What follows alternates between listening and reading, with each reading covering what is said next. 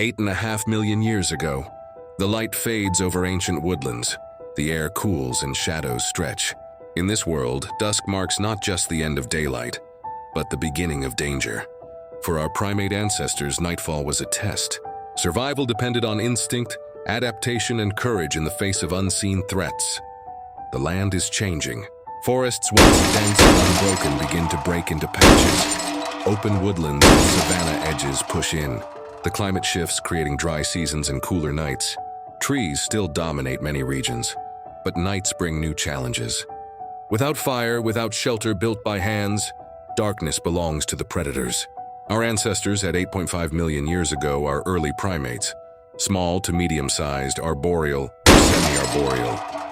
They spend much of their days in treetops, feeding on fruits, leaves, insects. Their bodies are adapted for climbing, grasping hands with nails rather than claws, limbs built for reaching, for holding on, eyes adapted to daylight and twilight rather than full night vision. But as the sun sets, the forest canopy becomes a different place. Every rustle, every shifting leaf holds risk. Predators with sharper senses begin their hunt.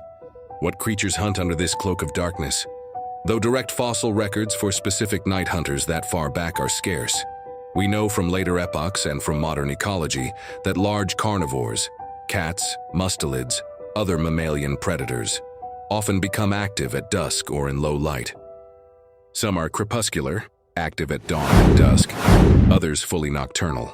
One extinct example from somewhat later but illustrative is Epoch, a large mustelid from the late Miocene in Kenya.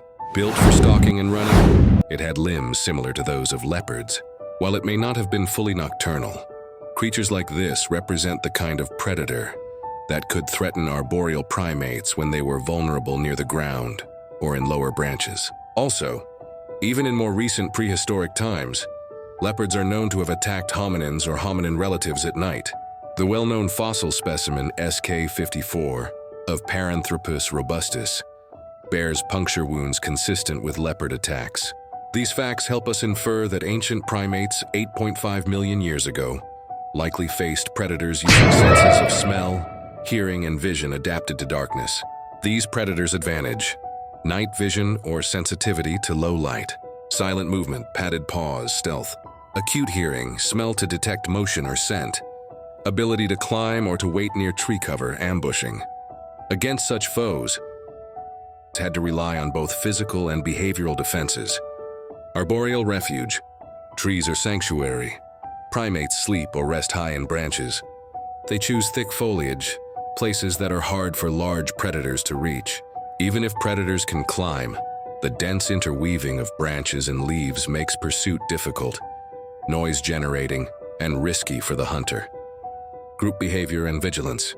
Living in small groups gives more eyes and ears. If one hears rustling, alarm calls can alert others. Perhaps, though, no fossil gives us direct record of alarm calls so early. Comparative behavior in modern primates shows how group living reduces risk from predation. Also, mothers with infants may stay closer to center of group or in more concealed branches. Enhanced senses. Although we don't have direct fossil evidence of eye shape adaptive changes exactly at 8.5 million years, evolutionary theory suggests that primates in habitats with dusk and dim light favored larger or more sensitive eyes. Forward-facing eyes allowed better depth perception, helpful when moving among branches, judging distances in low light. Hearing, smell become critical. Rustling, snapping twig, scent of predator. Twilight activity patterns.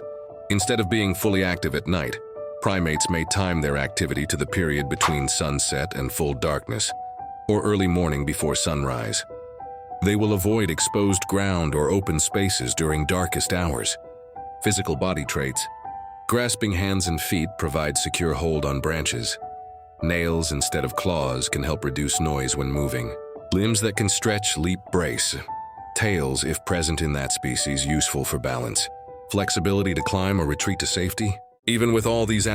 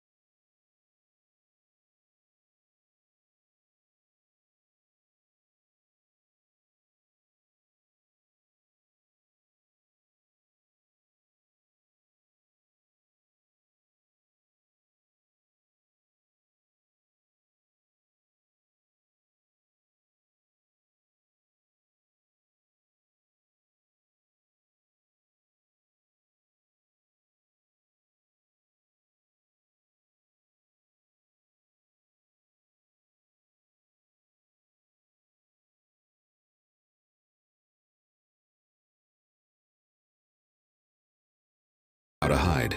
Daylight reduces some dangers, but not all. Ground predators. Exposure to heat or dehydration. Competition for food still loom, but night carries particular peril which shaped much of daily life.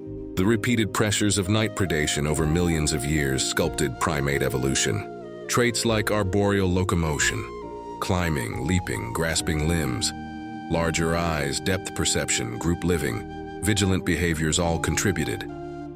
The arboreal theory of primate evolution argues that many primate traits evolved because ancestors spent time in trees, needing precise grasping hands, forward-facing eyes, balance in the canopy.